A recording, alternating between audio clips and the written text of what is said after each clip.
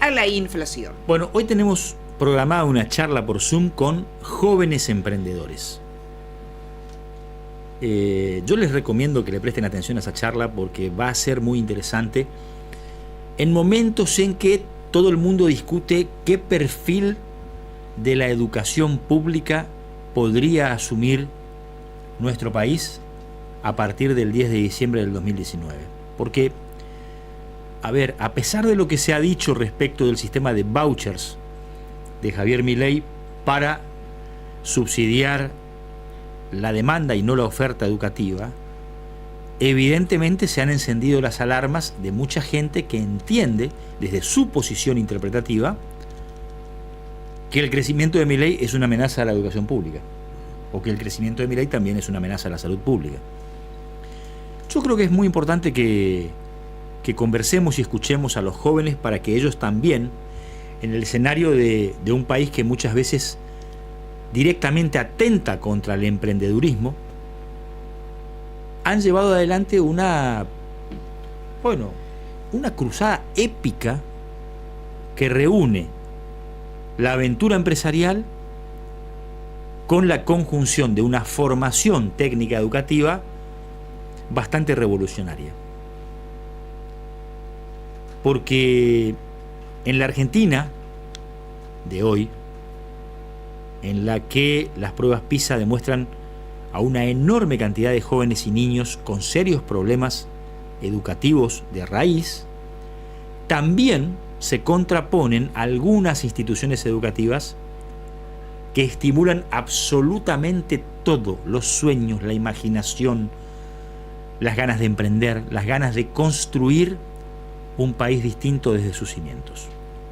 Y el desafío que viene es enorme. Así que presten atención a esa charla que vamos a tener, creo yo, 10:35, 10:37 por ahí, con dos jóvenes emprendedores.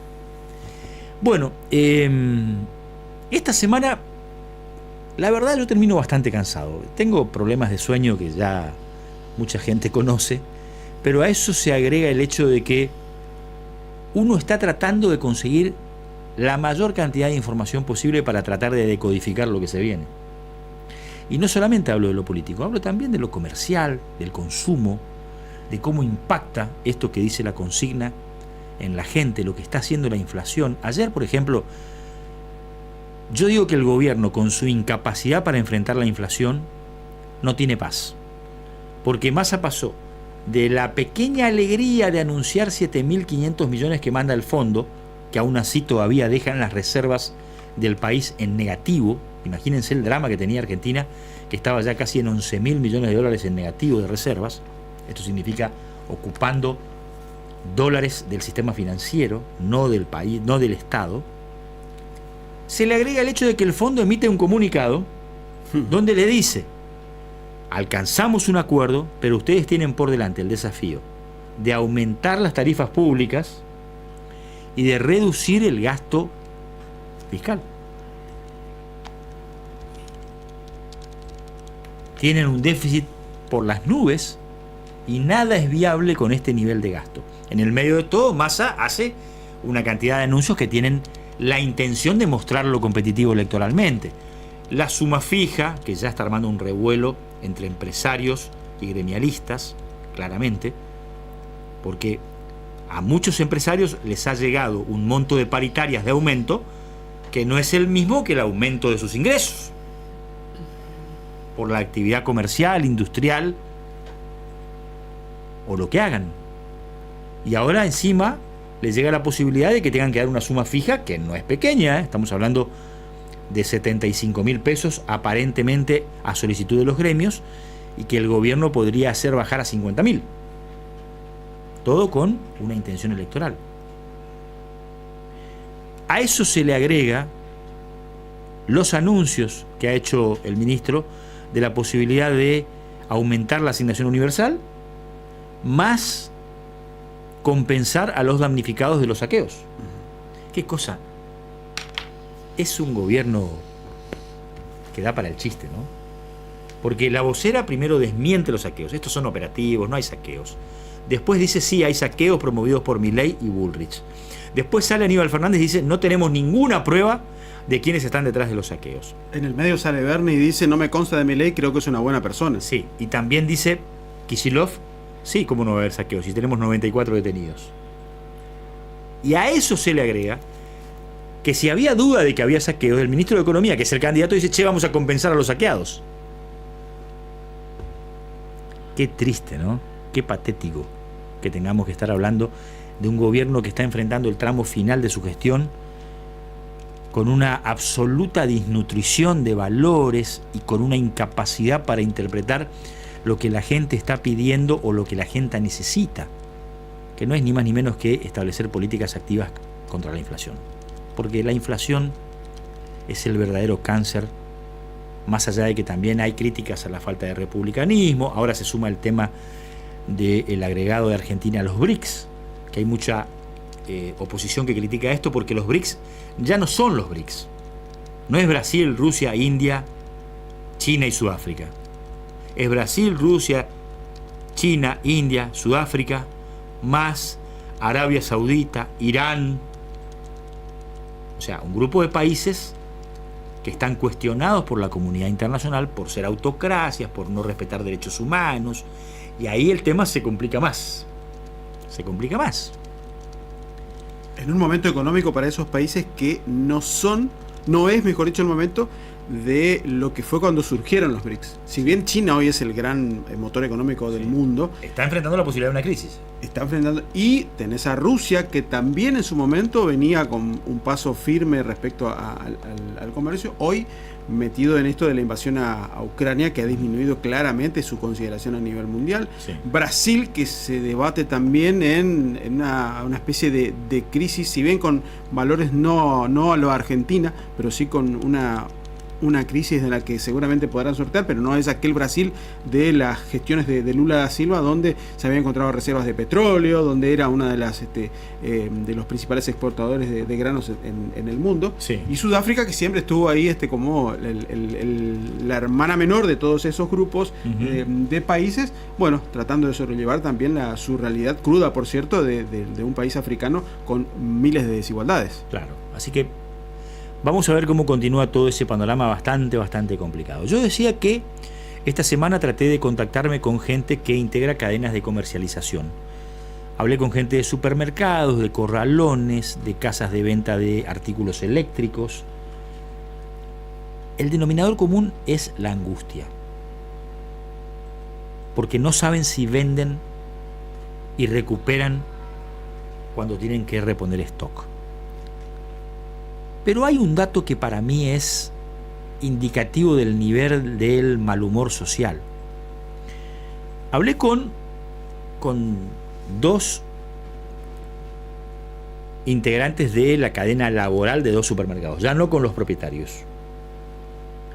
Y le pregunté cuáles son los precios que más reacción generan en términos de indignación en la gente por los aumentos. Y hubo coincidencia respecto de un producto: la leche larga vida. Ahí la gente focaliza su mayor indignación, y yo calculo que tiene que ver esto con algo que dijimos. En noviembre del 2022, un cartón de leche larga vida costaba 120, 115 pesos. Y hoy está pisando los 500. Entonces, ¿de cuánto es la verdadera inflación en los alimentos? Con esa elocuencia la gente advierte que están dinamitando sus ingresos. Porque la leche es insustituible, sobre todo en una familia que tiene hijos. La gente compra o compra, y ahí entra el factor de la indignación. Con la carne, que está mostrando un retroceso en niveles de consumo en los últimos años cada vez más inquietante, en un país que se ha caracterizado por ser uno de los más altos de consumo per cápita de carne del mundo, la gente es como que dice, bueno, reemplazo la carne con algo durante la semana. O si comía 4 días carne, bueno, como 2, reemplazando obviamente el tema. Pero con la leche ese fenómeno, me dicen los empleados, no se puede dar. Y la gente se indigna cuando ve este nivel de aumentos. O sea que estamos frente a un escenario en donde las estadísticas oficiales otra vez entran en el cono de sombras. ¿Cómo se mide la inflación en la Argentina? ¿Cómo se mide la pobreza en la Argentina? ¿Realmente tenemos 43, 47% de pobres, como algunos proyectan? ¿O somos muchos más los pobres no detectados, por decirlo de alguna manera? Porque la pobreza es un fenómeno multidimensional en todo el mundo. Se mide por ingreso, por calidad de vida, por acceso a la tecnología, por acceso a la educación, por las chances que tenés con herramientas en la mano de salir de la pobreza. Y en la Argentina solo se mide por ingreso. El tema es que también acá el gobierno no puede detener la caída de mucha gente de la clase media a la pobreza. Porque no nos engañemos. Si el dólar sigue por las nubes, esto continuará con una loca carrera inflacionaria al lado. Porque cada vez hay más pesos y cada vez hay menos dólares. El gobierno, para financiar su déficit, que es enorme, emite. No le queda otra.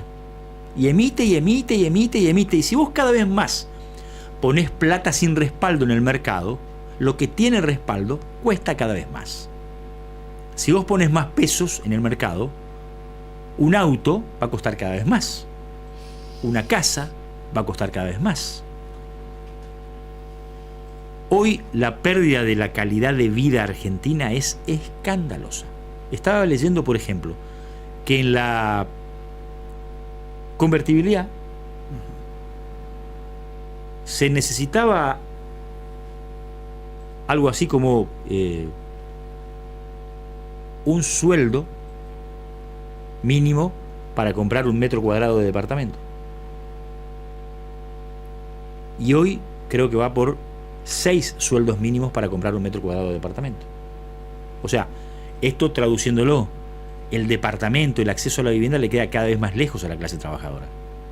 Y además, cuando van a pedir un crédito, las tasas son incontrolables. Así que la realidad nos marca que la clase trabajadora ya no es solamente afortunada por tener trabajo, también tiene la amenaza constante de tener trabajo, pero entrar en la pobreza por pérdida de calidad de vida.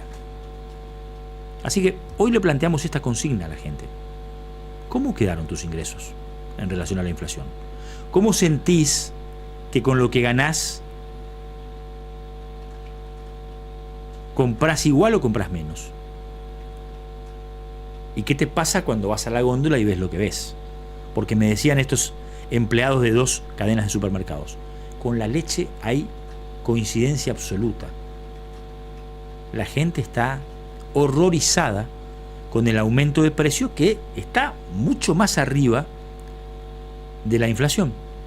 De la inflación que da a conocer el INDEC, que en definitiva no es ni más ni menos que una polinómica promediada y que termina con un índice que no siempre es el adecuado para interpretar qué le pasa a las clases bajas y a los trabajadores que consumen gran parte de sus salarios en alimentos. Así que esto tiene que ver con lo informativo. Pero insisto con algo. Tras la pausa, si concretamos ese Zoom que venimos trabajando, quédese a escuchar a 2 jóvenes emprendedores. Porque a pesar de todo lo que pasa, hay gente que puede bien, y que puede no solamente llevar adelante un emprendimiento típico en cuestiones laborales, puede soñar, puede crecer en base a su educación en la Argentina. Parece revolucionario, parece utópico, pero en definitiva vale la pena que los escuchemos. A esta educación. Sí, claramente. En base a esta educación que todavía tiene resabios de lo que fue la gran educación argentina y que estará seguramente en poder. La inmensa mayoría no, ¿eh? No, por eso dije resabios. El espacio que le proponemos a la gente después de la pausa tiene que ver con el reconocimiento también de cómo algunos sectores apuestan a la educación técnica como algo, necesario para motorizar sueños. Pero lamentablemente nos encontramos con un escenario muy mayoritario de, bueno, pobreza educativa en el país. O sea, cuando siempre decimos la crisis no es solamente económica, hablamos de la crisis educacional, de la crisis social, de la crisis de valores, de cosas que, bueno, son palpables, son muy palpables.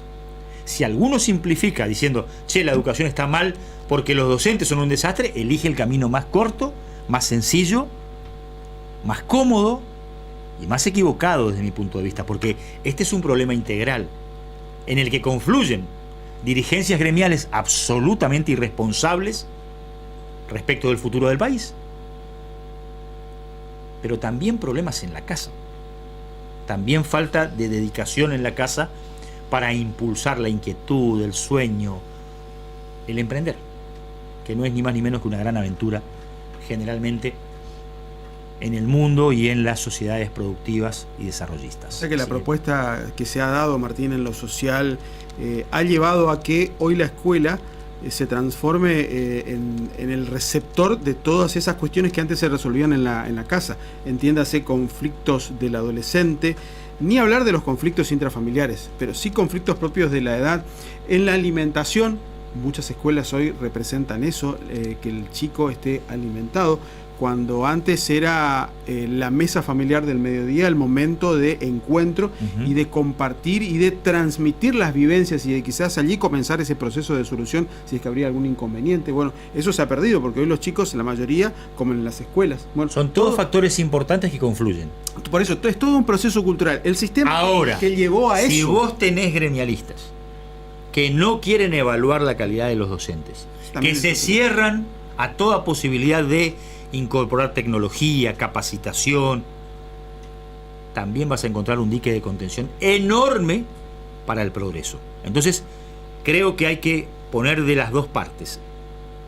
De la sociedad, que tiene que reconocer lo que dice Diego, que el hogar tiene problemas no solamente vinculados con el ingreso, porque, a ver, no nos engañemos, muchos de nuestros padres y abuelos también tenían inconvenientes en los ingresos, también tenían pobreza en muchos hogares, pero tenían otro nivel de responsabilidad a la hora de decir, quiero que mi hijo salga.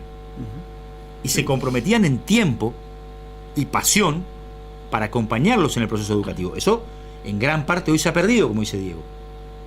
Y además está el problema social y económico de la pérdida de ingresos y calidad laboral. Pero si a eso le sumas una patria gremial que no es ni más ni menos que un sector preocupado por defender sus intereses y las cuestiones vinculadas con el ingreso y no con la capacitación, qué problemón tenés por delante, ¿no? Qué combate se te viene. Así que vale la pena que escuchemos un poco de todo eso para ver cómo algunos jóvenes, a pesar de todas esas contras, concretan sus sueños. ¿Vos sabés que en base a eso hay un debate dentro también del ámbito educativo? Porque hay un sector docente que no quiere saber nada con la capacitación y hay otro sector docente que sí. Bueno, que va hacia adelante, que empuja, que quiere, que busca, pero que muchas veces colisiona. A los que no quieren. Colisiona con eso. A los que no quieren. Si se les dan las herramientas y no quieren, y hay que dejarlos al costado del camino. No podés soportar una carga de ese tipo simplemente por interés gremial, por cuestiones de... No. Argentina necesita progresar. Es imperioso que progresemos.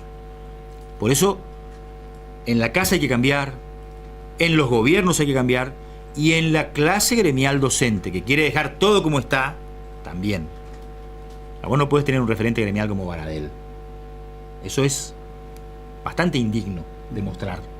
Un tipo que juega a la política y que a un gobierno le hace 62 paros y a un gobierno de su signo político que tiene una pérdida de ingresos más grande que al que le hizo 62 paros no le hace ni un paro. O sea, basta de esas cosas. Basta de esas cosas, de esa falta de honestidad intelectual de muchos representantes gremiales que son hoy verdaderas anclas para el crecimiento y el progreso. Pausa, Tere. Señor, nos vamos a la pausa. ¿Cómo quedaron tus ingresos en relación a la inflación? La pregunta que hoy te planteamos. No te olvides que tenemos el voucher de las brasas para que vayas a almorzar o cenar.